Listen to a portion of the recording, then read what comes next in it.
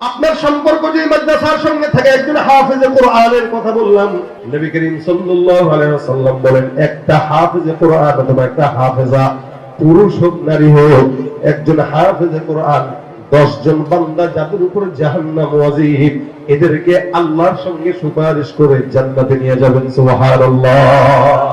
আপনার যদি সম্পর্ক হাফেজে কোরআনের সঙ্গে থাকে, এটা আপনার জন্য সৌভাগ্য। একটা হাফেজে কোরআন তার মাকে নিবে, বাবাকে নিবে, তার ভাইকে নিবে, তার বিবিকে নিবে, তার সন্তানকে নিবে, এমনকি তার এলাকার বন্ধুকে নিবে। দূর থেকে কোনো একটা বান্দা হয়তো কোনো হাফেজে কোরআনকে সহযোগিতা করেছে, মাদ্রাসায় 10 বস্তা চাল দিয়েছে অথবা 10,000 টাকা দিয়েছে, আল্লাহ পাক রব্বুল আলামিনের কাছে বলবে, আল্লাহ ওই দিন এই হাফেজে কোরআন হওয়ার পিছনে তার একটা অবদান ছিল, আজকে তার জাহান্নাম ওয়াজিব।